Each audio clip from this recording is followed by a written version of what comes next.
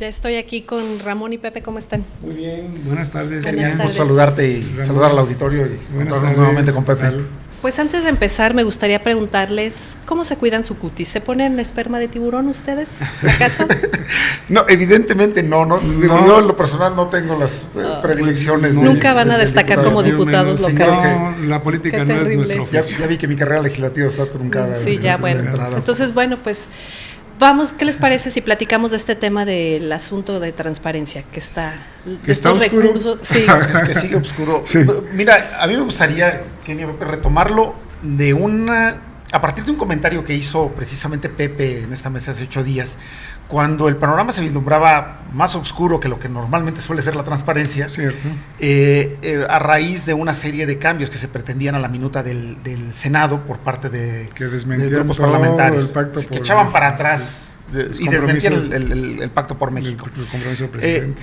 Pepe aquí hizo una lectura en el sentido de que eso podía ser una moneda de cambio, y a final de cuentas eso resultó ser una moneda de cambio muy favorable para quien la planteó, que fue la diputación del PRI, sí. y porque finalmente algo quedó, o sea, todo lo que pretendía el PRI, queda la posibilidad de impugnar las resoluciones del IFAI a través de la Consejería Jurídica del Presidente de la República en temas de seguridad nacional que no se han definido. Todos tenemos algún concepto de seguridad nacional, pero habrá que plasmarlo ahora en la ley secundaria. La definición no es fácil. Entonces, creo que en términos de transparencia no salió ganando la transparencia ni el acceso a la información, salió ganando el grupo que lo planteó porque algo le quedó cuando parecía que siguen siendo los intereses de quienes están en el poder, ¿no? Definitivamente. Es el problema de la transparencia. La transparencia siempre tiene dos discursos, uno en la oposición y otro cuando se es gobierno, ¿no? Lo hemos visto y ejemplos sobran, ¿no? Pero bueno, queda algo muy desfavorable para el tema, favorable para el grupo que lo plantea. Finalmente las resoluciones van a poder ser atacadas en temas de seguridad nacional por la Consejería Jurídica, ya no en todo lo demás. Sí. Queda el resto. Acceden a que los partidos políticos sean sujetos de acceso a la información directa por la ley de transparencia, y no por la ley electoral. Sí. Acceden al tema de los sindicatos, que era además un tema obvio. Sí. Mira, yo siempre he creído que en el tema de los sindicatos venía sobrando la disposición expresa, porque lo que se tiene que transparentar es todo recurso que se entrega todo recurso público que se entrega a un particular. Si no se trata de transparentar todos los recursos de los sindicatos, los recursos que aportan sus agremiados. Las cuotas de los trabajadores son de otra materia. Exacto, eso le corresponde a sus agremiados. Así es. Responder. Pero lo que toca al uso de recursos públicos, estos grandes prestaciones que otorga, por ejemplo, Pemex, o que otorga el magisterio, que les han dado mucho dinero, miles de millones de pesos que no sabemos para qué se usan. Bueno, ahora queda en ley que será motivo de acceso a la información. Habrá que ver qué pretextos ponen para no entregarlos, ¿no? Bueno, ya sabemos que siempre encuentran vías alternas para evadir sus responsabilidades. Sin embargo, no deja de ser importante algo de esta época política que estamos viviendo, que es una transición desgobernada. La transparencia llegó para quedarse como una exigencia más allá de la honestidad, de eficiencia del sistema político, ¿sí?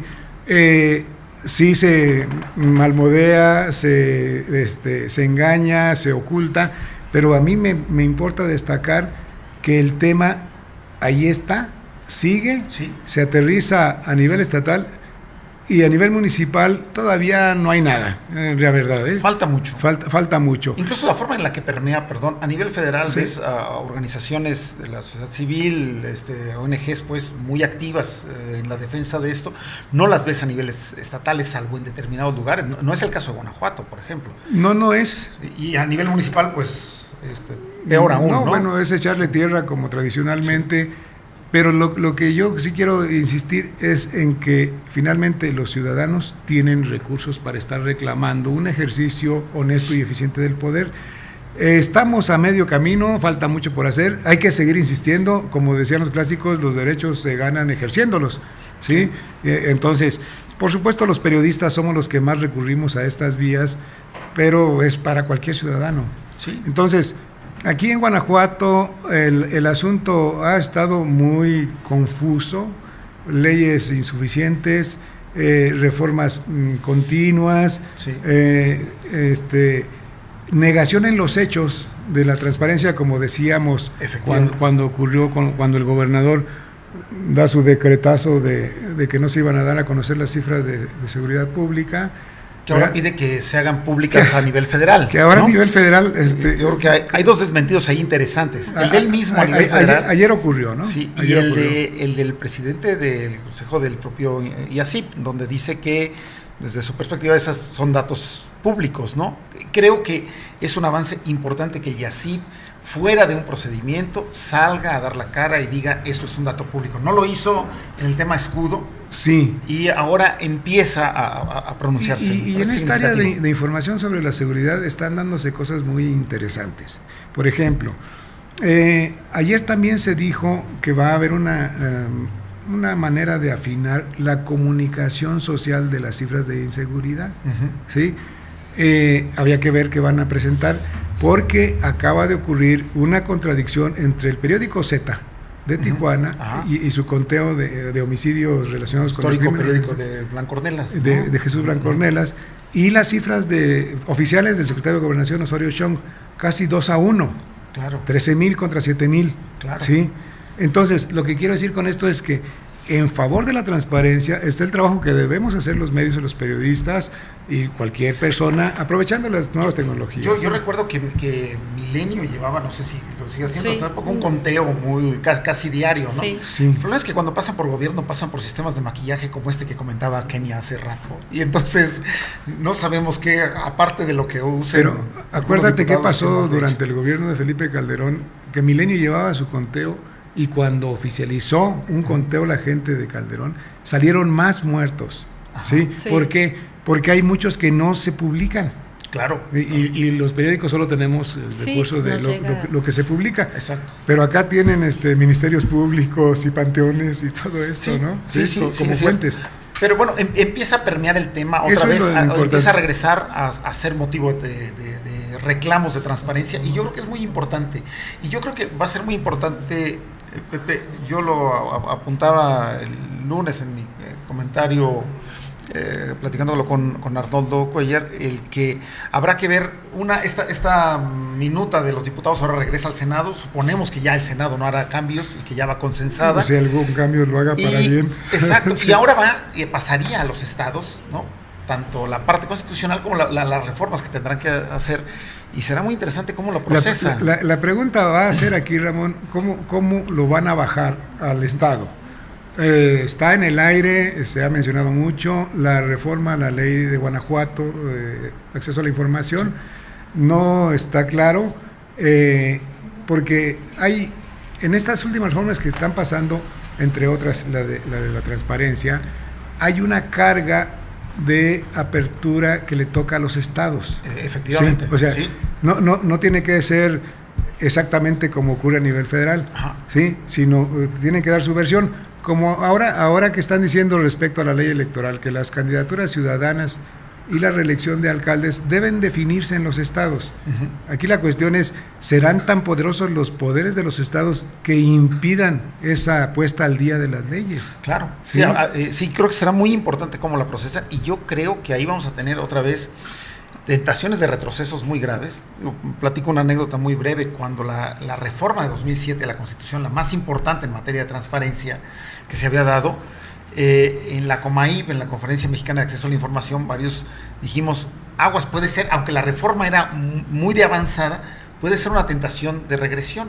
Y lo fue. Sí. Había estados que ya iban mucho más adelante de la reforma y dijeron, bueno, si eso es lo que pide la Constitución, entonces nos regresamos. Cierto. ¿Sí? Y metieron reversa de muy fea manera, ¿no? Entonces habría que tener cuidado, porque hay estados más avanzados que la reforma, vuelve a ocurrir. Ahora, yo quiero señalar que, para mi apreciación, entre que se creó la Secretaría de la Transparencia en Guanajuato, que se supuso venía a fortalecer estos ejercicios, y las varias menciones que se han hecho de adecuar la ley local a lo que ocurría a nivel federal, ya ocurrió.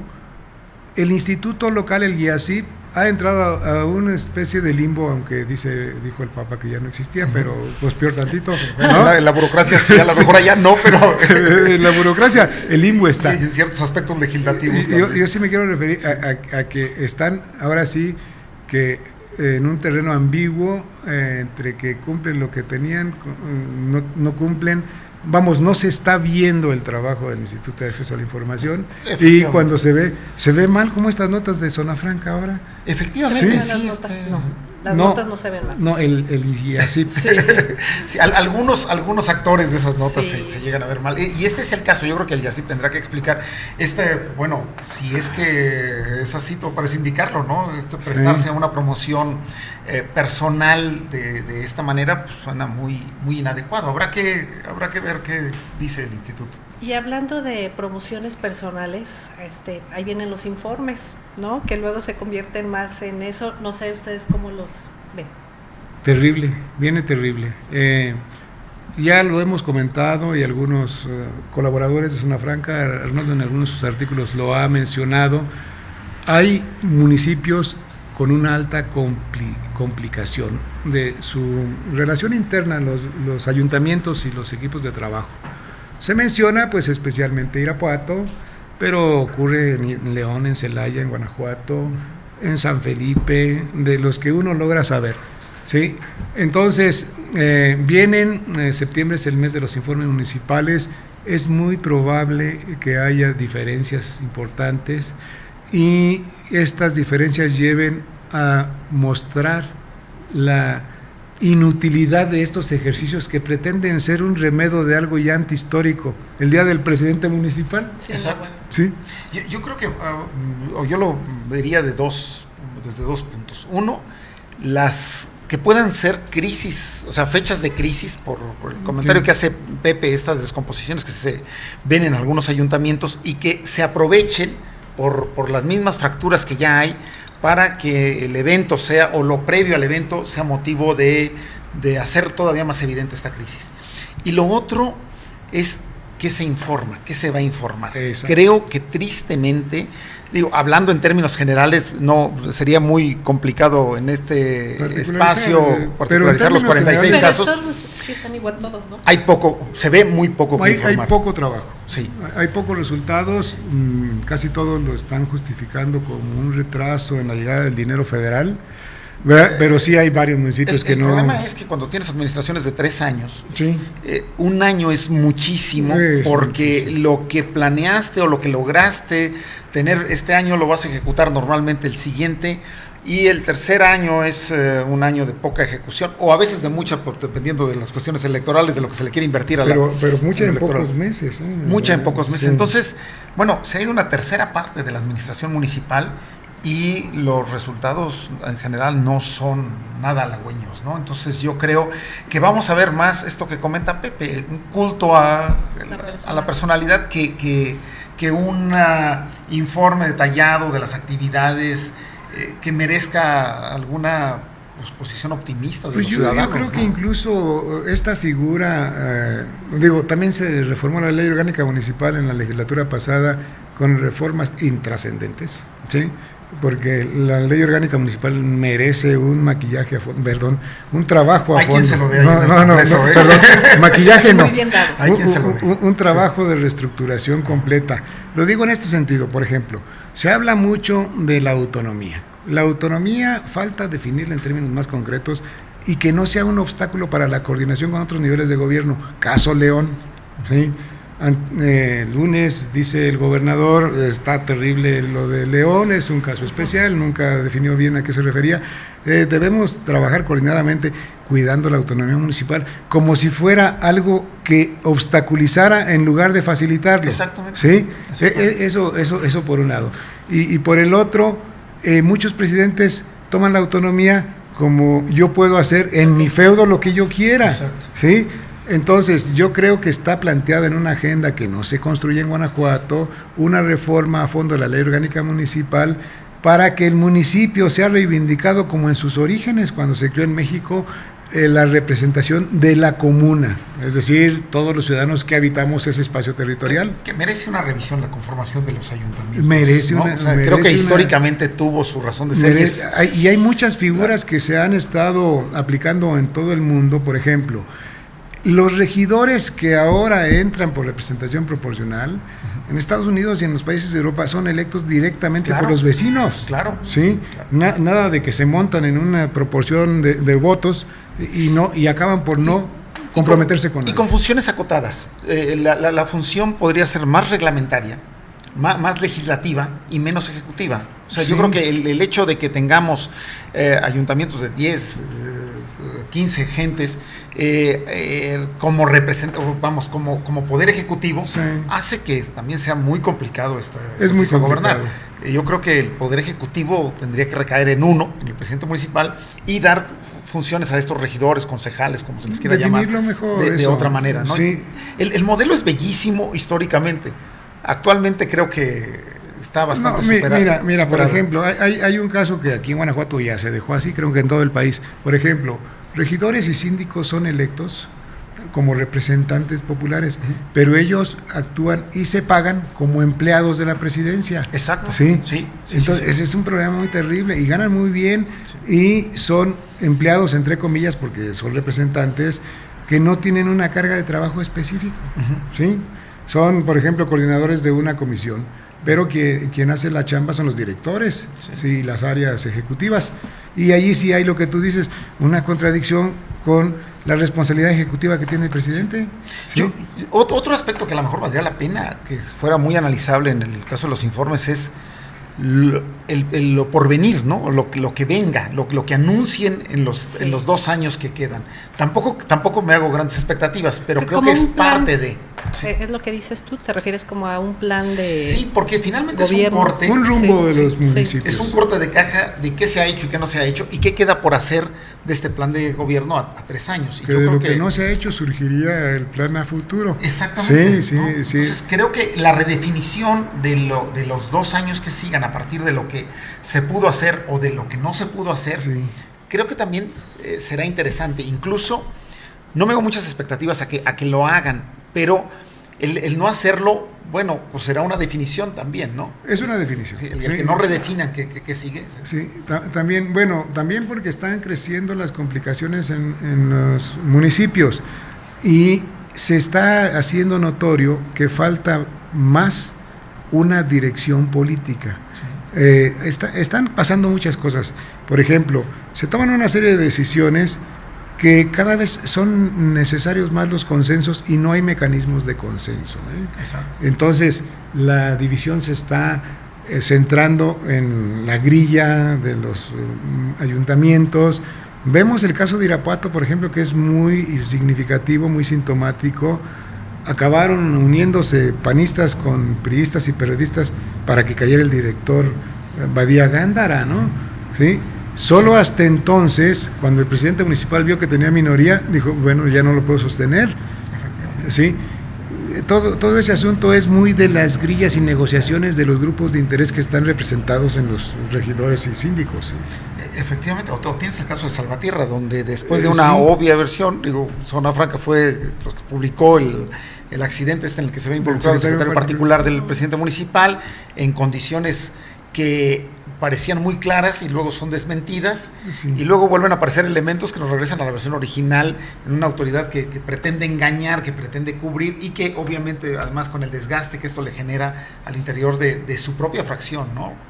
En el tratar de encubrir cómo se están dando las cosas. Varios gobiernos municipales llegan muy desgastados en un año. En menos de un año. Sí. En menos de un año. Algo que a lo mejor valdría la pena hacer es ver, aunque son muy obvios, pues, pero qué rubros son en los que se debe incidir más en los informes, o de los que podríamos esperar más, no información, sino más énfasis en el informe. Y yo creo que ahí, bueno, en muchos casos son servicios públicos municipales, en donde son bastante deficientes.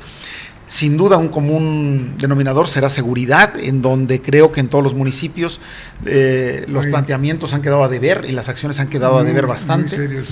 Y como esos podemos enlistar varios, y a lo mejor a partir de ellos luego hacer un análisis de algunos hemos de los comentado 46. Algunos aspectos. Globalmente yo insisto en que es necesario que se reconsidere la manera en que se está organizando el gobierno de los municipios, porque miren, por ejemplo, otra cosa que va a pegar después de los informes es cómo va a quedar el derecho de alumbrado público.